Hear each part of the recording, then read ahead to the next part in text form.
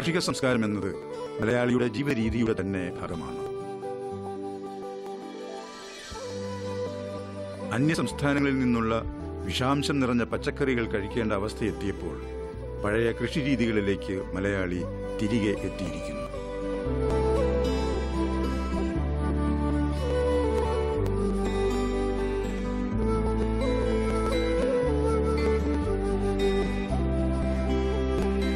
നാട്ടുകാർക്കും വീട്ടുകാർക്കും പ്രിയപ്പെട്ട കർഷകയാണ് ഗൗരി അന്തർജനം. ജൈവകൃഷിയോടൊപ്പം ക്ഷീരമേഖലയിലേക്കും കടന്നുവന്ന ഇവർ കാർഷിക മേഖലയ്ക്ക് ഒരു മുതൽക്കൂട്ടാണ്. കഴിഞ്ഞ 20 വർഷങ്ങളായി വിവിധയിനം വിളകൾ കൃഷി ചെയ്യുകയും അതോടൊപ്പം പശു വളർത്തലും കൂടി ചേർന്നപ്പോൾ ജീവിതശൈലി തന്നെ മാറിയിരിക്കുന്നു എന്ന് ഗൗരി അന്തർജനം പറയുന്നു.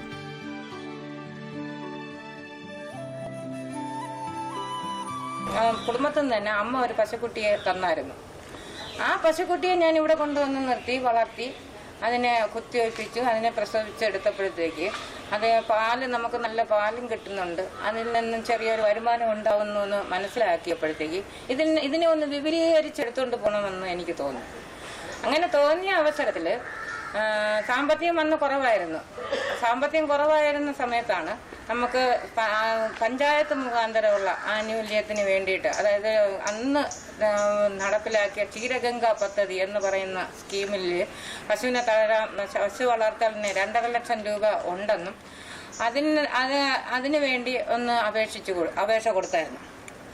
ആ അപേക്ഷ മൃഗാശുപത്രി മുഖാന്തരമാണ് നമ്മൾ കൊടുത്തത്. അത് പരിഗണിച്ചുകൊണ്ട് എനിക്ക് 2.5 ലക്ഷം രൂപ പശു വളർത്തുന്നതിന് വേണ്ടി എനിക്ക് അനുവദിച്ചു തരികയുണ്ടായി.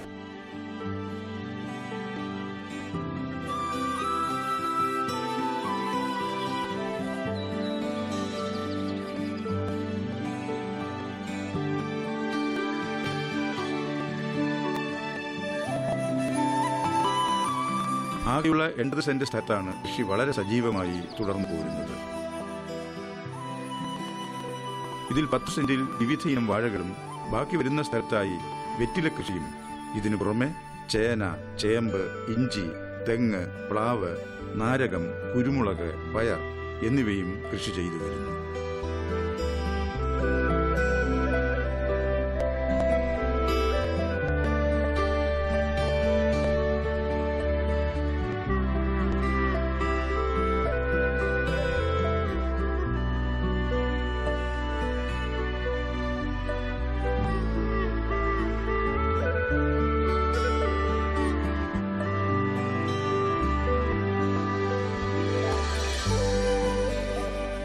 പാൽ വിപണനത്തിൽ അല്പം വ്യത്യസ്തമായി ചിന്തിക്കുകയാണ് ഗൗരി അന്തർജനവും ഭർത്താവ് ശംഭു പോറ്റിയും മകൻ SG കൃഷ്ണൻ പോറ്റിയും.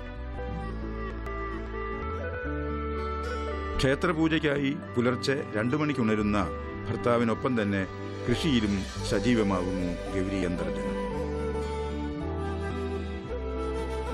പശുവിനെ വളർത്താനായിട്ട് എനിക്ക് അധികം മോഹം ഉണ്ടായിരുന്നു. അപ്പം അത് വന്നപ്പോഴത്തേക്ക് ഞാൻ ഇതിലോട്ടങ്ങ് ഇറങ്ങിത്തിരിച്ചു. പിന്നെ എനിക്ക് 9 പശുക്കൾ, കറക്കുന്ന 9 പശുക്കളുണ്ട്. 4 കുട്ടികളുണ്ട്. കുത്തിവെച്ച് ഗർഭിണിയായ കുട്ടികളുണ്ട്. പിന്നെ അല്ലാതെ തന്നെ 4 കുട്ടികൾ അല്ലാത്ത കിടാരികളുണ്ട്. പിന്നെ ഒരു എരുമയുണ്ട്. അതിൽ നിന്നും കിട്ടുന്ന പാല് ഞാൻ വീടുകളിലും കൊടുക്കുന്നുണ്ട്. ബാക്കി വരുന്ന പാല് സൊസൈറ്റിയിൽ ക്ഷീരസംഘത്തിൽ ഒഴിക്കുന്നുണ്ട്. പിന്നെ 13-14 കാലഘട്ടത്തിലെ ഗ്രാമപഞ്ചായത്തിൻ്റെ അവാർഡ്, ഏറ്റവും നല്ല വനിതാ കർഷകർക്കുള്ള അവാർഡ് എനിക്ക് കിട്ടിയിട്ടുണ്ട്.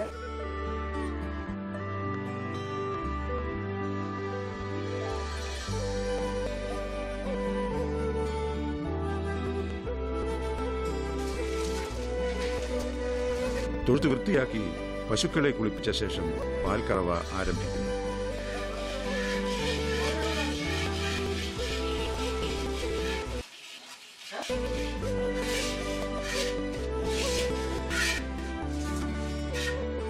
ആദ്യം കിട്ടുന്ന 5 ലിറ്റർ പാൽ ക്ഷേത്രത്തിൽ പ്രഭാത പൂജയ്ക്ക് വഴിപാട് ഒരുക്കുന്നതിനാണ്. പടിഞ്ഞാറ് ദർശനം ശിവനും കിഴക്കോട്ട് ദർശനം മഹാവിഷ്ണുവുമായുള്ള ക്ഷേത്രമാണ് ഇവിടെയുള്ളത്. പാൽപ്പായസം കിളിമാനൂർ മഹാദേവർ ക്ഷേത്രത്തിൽ നിർമ്മാല്യ ദർശനത്തിന് നട തുറക്കുമ്പോൾ എത്തിക്കുന്നു. ബാക്കി വരുന്ന ശുദ്ധമായ പാൽ കിളിമാനൂർ ക്ഷീര സഹകരണ സംഘത്തിൽ ഗൗരി അന്തർജനം തന്നെ നേരിട്ട് 2 വീലറിൽ എത്തിക്കുകയാണ്. ലിറ്റർ കണക്കാക്കി അളന്നു കൊടുക്കുകയാണ് ചെയ്യാറുള്ളത്.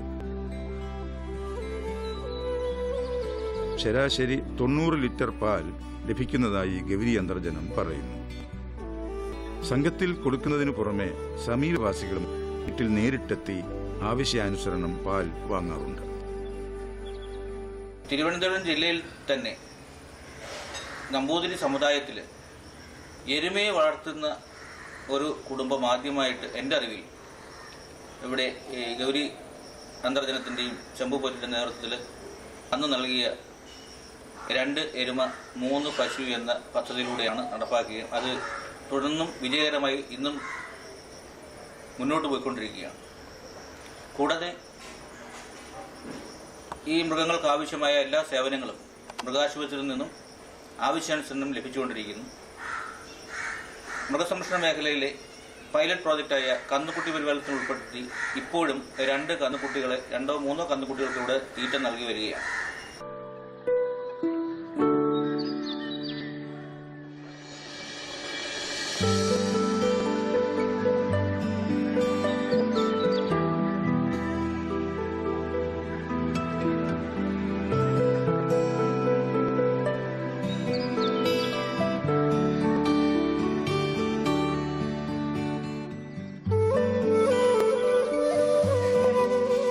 ഇതുകൂടാതെ 20 ലിറ്റർ വരെ പാൽ തരുന്ന ജേഴ്സി പശുവും ഇവിടെയുണ്ട്.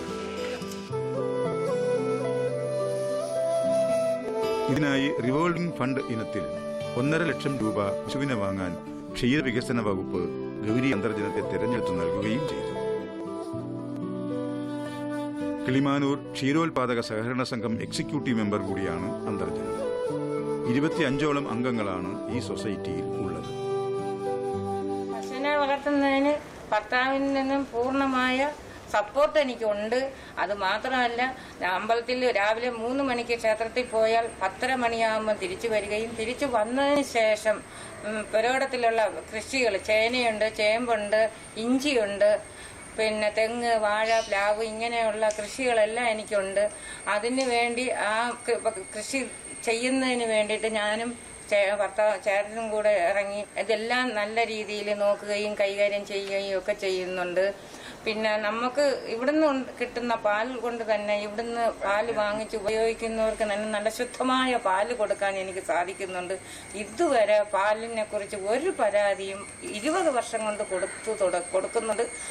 ആ പാല് കൊണ്ടുപോയി ചായ ഇടുന്നവരാരും തന്നെ ഒരു പരാതിയും ഇതുവരെ ആയിട്ടും പറഞ്ഞിട്ടില്ല, പറയാനൊരവസരം കൊടുത്തിട്ടുമില്ല.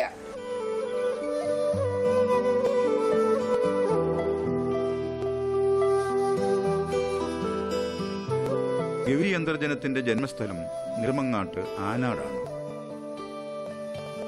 ആനാട്ടിൽ നിന്നും ഗൗരീശങ്കരത്തിലെത്തിയപ്പോൾ കിളിമാനൂരിന് ഉത്തമയായ ഒരു ക്ഷീര കർഷകയെ ലഭിക്കുകയാണ് ചെയ്തത്. ഇവിടുത്തെ പശുക്കൾക്ക് കൊടുക്കുവാനായി CO3, CO4 ഇനത്തിൽപ്പെട്ട പുല്ല് ഇവിടെ തന്നെ കൃഷി ചെയ്തു വരുന്നു. ഇതിനു പുറമെ വൈക്കോലും കാലിത്തീറ്റയും പശുക്കൾക്ക് ആഹാരമായി കൊടുക്കാറുണ്ട്. ഇതുകൂടാതെ സ്വന്തം വീട്ടാവശ്യത്തിനുള്ള ബയോഗ്യാസ് ഇവിടെ തന്നെ ഉത്പാദിപ്പിക്കുന്നു. തൊഴുത്തിൽ നിന്നുള്ള വേസ്റ്റും കൃഷിയിടങ്ങളിലെ അവശിഷ്ടങ്ങളും ഇതിൽ നിക്ഷേപിക്കുന്നു. വെളിയിൽ തയ്യാറാക്കിയ ബയോഗ്യാസ് പ്ലാന്റിൽ നിന്നും പ്രത്യേകതരം പൈപ്പിലൂടെയാണ് വീട്ടാവശ്യത്തിനുള്ള ഗ്യാസ് അടുക്കളയിലേക്ക് എത്തിക്കുന്നത്. ഉൾകൃഷിയിടങ്ങളിലേക്ക് പശുവിന്റെ മൂത്രവും ചാണകവും തൊഴുത്ത് വൃത്തിയാക്കുന്ന ജലവും ഒഴുകിയെത്തുന്നതിന് പ്രത്യേകം തയ്യാറാക്കിയ ഓടകൾ സജ്ജീകരിച്ചിരിക്കുന്നു. ഇതുവഴി ബയോഗ്യാസ് പ്ലാന്റിലേക്കും ഈ അവശിഷ്ടങ്ങൾ എത്തുന്നു. തൊഴുത്ത് വൃത്തിയാക്കുന്നതോടൊപ്പം തന്നെ രാവിലെ കറവ കഴിഞ്ഞ് സമീപത്തുകൂടി ഒഴുകുന്ന ആറ്റിൽ പശുക്കളെ കുളിപ്പിക്കുന്നു. ക്ഷേത്രത്തിൽ നിന്ന് വന്നതിന് ശേഷം ശംഭുപൊറ്റിയും ഇവരെ ഇതിന് സഹായിക്കാറുണ്ട്. പശുക്കളെ ആറ്റിൽ നിന്നും കുളിപ്പിച്ചു കൊണ്ടുവരുന്ന കാഴ്ച സമീപവാസികൾക്ക് കൗതുകമുണർത്തുന്നതാണ്.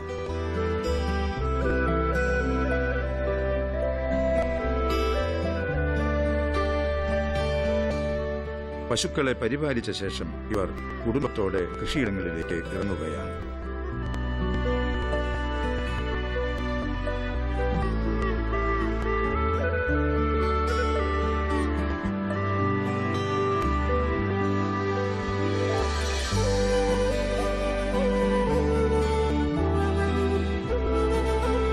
മൃഗസംരക്ഷണ മേഖലയിലെ പ്രവർത്തനങ്ങളെക്കുറിച്ച് കർഷകരോട് ചോദിക്കുമ്പോൾ ഈ സംരംഭം അല്ലെങ്കിൽ മൃഗസംരക്ഷണ പ്രവർത്തനങ്ങൾ ലാഭമാണോ നഷ്ടമാണോ എന്ന് ചോദിച്ചാൽ മിക്ക ആൾക്കാരുടെയും പറയുന്നത് ഇത് നഷ്ടമാണെന്നാണ്. എന്നാൽ വേറിട്ടൊരു അനുഭവമാണ് എനിക്ക് ഇവരിൽ നിന്ന് മനസ്സിലാക്കാൻ കഴിയുന്നത്. ഇതിൻ്റെ അധ്വാനം ഈ രണ്ട് ദമ്പതികൾ കൂടിയാണ് നടത്തപ്പെടുന്നത്. ശംഭുപോറ്റിയും അദ്ദേഹത്തിൻ്റെ ഭാര്യ സഹധർമ്മിണിയായ ഗൗരി അന്തർജനവും കൂടി ചേർന്നാണ് ഇതിൻ്റെ പരിപാലനവും മറ്റും നടത്തപ്പെടുന്നത്. പാല് വിറ്റഴിക്കലും എല്ലാം ചെയ്യുന്നു. സഹായത്തിനായി നാട്ടിലുള്ള ആൾക്കാർ തന്നെ, മറ്റു സ്ഥലങ്ങളിലൊക്കെ നമ്മൾ ശ്രദ്ധിച്ചാൽ കാണാൻ പറ്റും, ബംഗാളി തൊഴിലാളികളാണ് കൂടുതലും പണിയെടുക്കുന്നത്. എന്നാൽ ഈ മേഖലയിൽ ഇവിടെ വേറിട്ടൊരു കാഴ്ചയാണ്. തദ്ദേശവാസികളായ കുറേയധികം പേർക്ക് ഇതിൽ നിന്ന് തൊഴിൽ ലഭിക്കുകയും അവരുടെ സഹായത്തോടു കൂടിയാണ് ഈ ഫാം നടത്തിക്കൊണ്ടുപോകുന്നത്. വാഴയ്ക്കും വെറ്റിലയ്ക്കും വേണ്ട ശുശ്രൂഷകൾ നൽകുന്നു.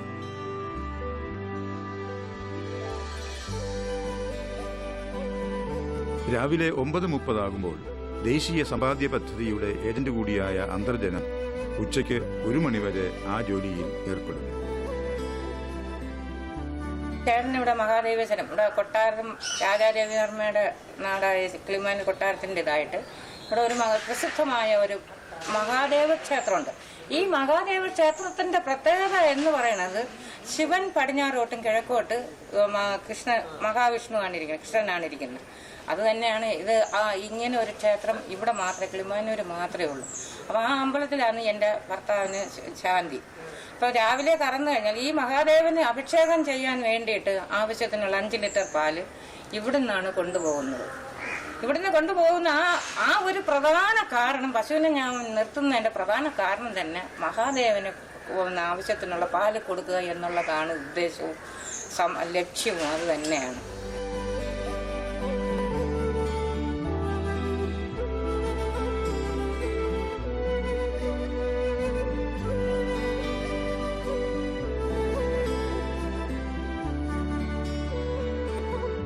കൃഷിയെ കേരളീയന്റെ ജീവിതചര്യയായി കണ്ടുകൊണ്ട് മണ്ണിൽ നിന്നും പൊന്നു വിളയിക്കാൻ ശ്രമിക്കുന്ന ഗൗരി അന്തർജനത്തിന്റെയും കുടുംബത്തിന്റെയും ശ്രമങ്ങൾ കേരളത്തിന്റെ കാർഷിക ക്ഷീരസമൃദ്ധിക്ക് ഒരു പുത്തൻ ഉണർവാകട്ടെ എന്ന് നമുക്ക് പ്രത്യാശിക്കാം.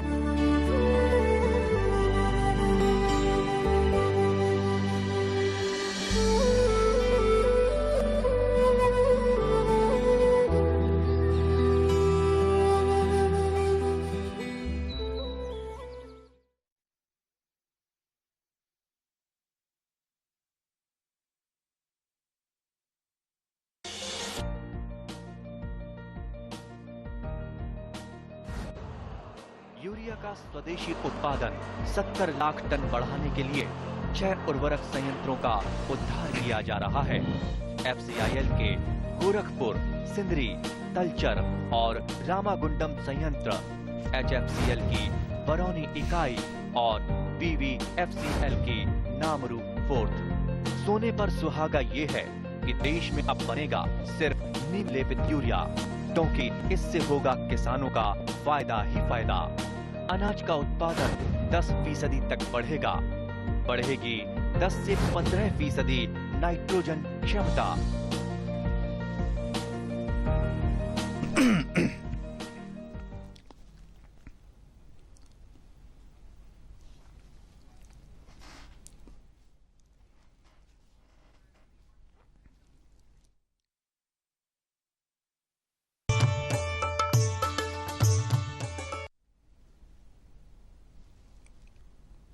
നമസ്കാരം. ദൂരദർശൻ കാർഷിക വാർത്തകളിലേക്ക് സ്വാഗതം. പ്രധാന വാർത്തകൾ.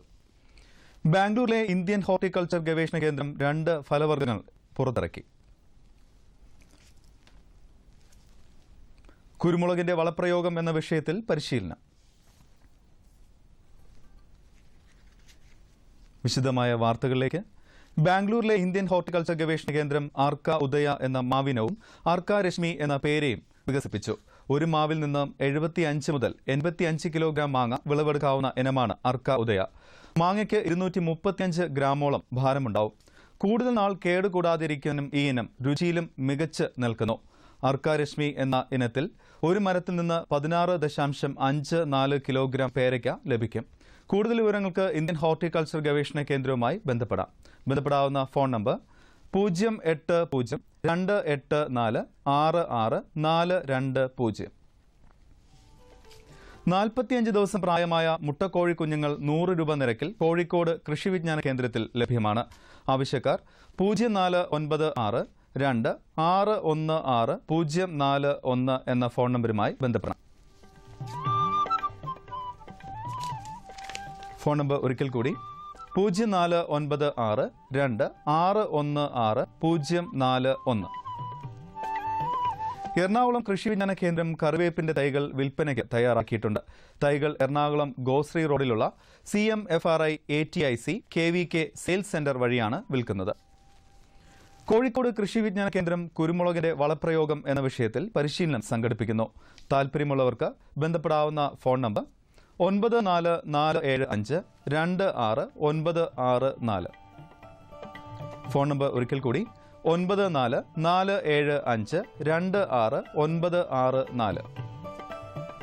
ഇന്ത്യൻ കാർഷിക ഗവേഷണ കൗൺസിലിന്റെ all India coordinated project on പാംസിന്റെ കീഴിൽ നടത്തിയ ഗവേഷണത്തിന്റെ ഫലമായി VPM5 എന്ന ഉൽപാദനശേഷി കൂടിയ സങ്കര തെങ്ങിനം വികസിപ്പിച്ചു. പ്രതിവർഷം 161 നാളികേരം ഒരു തെങ്ങിൽ വിളയും. കൊപ്രയുടെ തോത് ഒരു നാളികേരത്തിൽ 149.8 ഗ്രാമാണ്. വെളിച്ചെണ്ണയുടെ അളവ് 70%. ഇളനീരായും VPM5 മെച്ചമാണ്. ഒരു കരിക്കിൽ നിന്ന് ശരാശരി 368 മില്ലിലിറ്റർ കരിക്കിൻ വെള്ളം ലഭിക്കും. കൂടുതൽ വിവരങ്ങൾക്ക് ബന്ധപ്പെടാവുന്ന ഫോൺ നമ്പർ 0437260205. ബന്ധപ്പെടാവുന്ന ഇമെയിൽ വിലാസം arsvpm@tnau.ac.in. ബന്ധപ്പെടാവുന്ന ഫോൺ നമ്പർ ഒരിക്കൽ കൂടി 0437260205. ബന്ധപ്പെടാവുന്ന ഇമെയിൽ വിലാസം arsvpm@tnau.ac.in. ഇനി കമ്പോള നിലവാരം.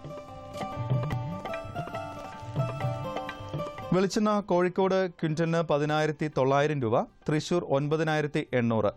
കൊപ്ര കോഴിക്കോട് 7,100, തൃശൂർ 6,730. കുരുമുളക് അൺഗാർബിൾഡ് 67,700, ഗാർബിൾഡ് 70,700. ചുക്ക് മീഡിയം 19,000, ബെസ്റ്റ് 20,500. മഞ്ഞൾ സേലം 7,700, ഈറോഡിൽ 8,000. അടയ്ക്ക പുതിയത് 24,000 രൂപ മുതൽ 25,000 രൂപ വരെ. കൊച്ചി റബ്ബർ RSS 5ാം ഗ്രേഡ് 10,800 രൂപ. Rubber RSS 4ാം grade 11,100. Kottayam rubber RSS 5ാം grade 10,900. Rubber RSS 4ാം grade 11,150 രൂപ. കമ്പോള നിലവാരം കൊച്ചിയിൽ. കുരുമുളക് അൺഗാർബിൾഡ് ക്വിന്റലിന് 67,700 രൂപ, കുരുമുളക് ഗാർബിൾഡ് 70,700. ചുക്ക് മീഡിയം 19,500, ചുക്ക് ബെസ്റ്റ് 20,500. അടയ്ക്ക പുതിയത് 24,000-നും 25,000-നും മധ്യേ. ജാതിക്ക തൊണ്ടൻ കിലോഗ്രാമിന് 200 രൂപ മുതൽ 220 രൂപ വരെ. ജാതിക്ക തൊണ്ടില്ലാത്തത് 380 മുതൽ 400 രൂപ വരെ. ജാതിപത്രി 500 മുതൽ 850 വരെ. ഗ്രാമ്പു 750 രൂപ. റബ്ബർ RSS 5ാം ഗ്രേഡ് ക്വിന്റലിന് 10,800 രൂപ, റബ്ബർ RSS 4ാം ഗ്രേഡ് 11,100. ഒട്ടുപാൽ 7,000 രൂപ, ലാറ്റക്സ് 8,000 രൂപ. കമ്പോള അവലോകനം. ഹൈറേഞ്ചിലെ കുരുമുളക് കർഷകർക്ക് ആവേശം പകർന്ന് ഉൽപ്പന്ന വില 70,700 രൂപയായി ഉയർന്നു. മുളക് വില നിത്യം വർദ്ധിച്ചത് കണ്ട് കൂടുതൽ ചരക്ക് വാങ്ങിക്കൂട്ടാൻ ഉത്തരേന്ത്യക്കാർ ഉത്സാഹിച്ചു. അതേസമയം അടുത്ത സീസണിൽ ഉൽപാദനം കുറയുമെന്ന ആശങ്കകൾ കണക്കിലെടുത്ത് വൻകിട തോട്ടങ്ങളിൽ നിന്ന് വിപണിയിലേക്കുള്ള ചരക്ക് നീക്കം കുറഞ്ഞു. വിദേശത്ത് ഇന്ന് റബ്ബർ വില ഉയർന്നെങ്കിലും ആഭ്യന്തര മാർക്കറ്റ് ചലനരഹിതമാണ്. ഉത്തരേന്ത്യൻ വ്യവസായികളിൽ നിന്നുള്ള അന്വേഷണങ്ങൾ ഉത്സവ ദിനങ്ങൾക്ക് ശേഷമേ ഇനി പ്രതീക്ഷിക്കാനാവൂ.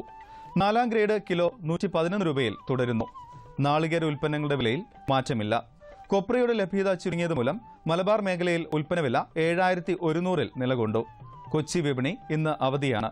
നാളെയാണ് കൊച്ചി ടെർമിനൽ മാർക്കറ്റിൽ ദീപാവലി മുഹൂർത്ത വ്യാപാരം. ഇനി കാലാവസ്ഥ.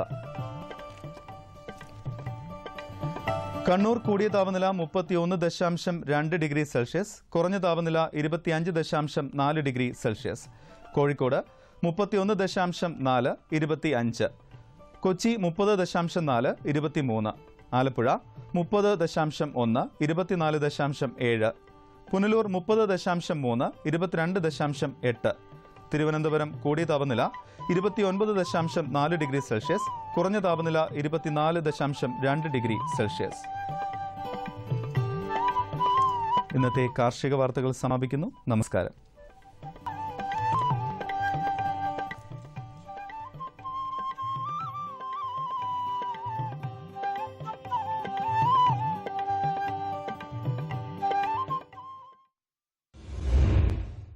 किसानों के हित में बड़ा कदम, प्रधानमंत्री कृषि सिंचाई योजना। हर खेत को पानी, प्रति बूंद अधिक उपज। सिंचाई के सही तरीकों और जल संरक्षण की नई तकनीकों के साथ बढ़ेगा जमीन का जल स्तर। जिला स्तर पर होंगी सिंचाई योजनाएं। असिंचित क्षेत्रों तक पानी पहुंचाकर बढ़ेगा उत्पादन। भारत सरकार की विशाल योजना प्रधानमंत्री कृषि सिंचाई योजना। किसानों के हित में बड़ा कदम, प्रधानमंत्री कृषि सिंचाई योजना। हर खेत को पानी, प्रति बूंद अधिक उपज। सिंचाई के सही तरीकों और जल संरक्षण की नई तकनीकों के साथ बढ़ेगा जमीन का जल स्तर। जिला स्तर पर होंगी सिंचाई योजनाएं। असिंचित क्षेत्रों तक पानी पहुंचाकर बढ़ेगा उत्पादन। भारत सरकार की विशाल योजना प्रधानमंत्री कृषि सिंचाई योजना।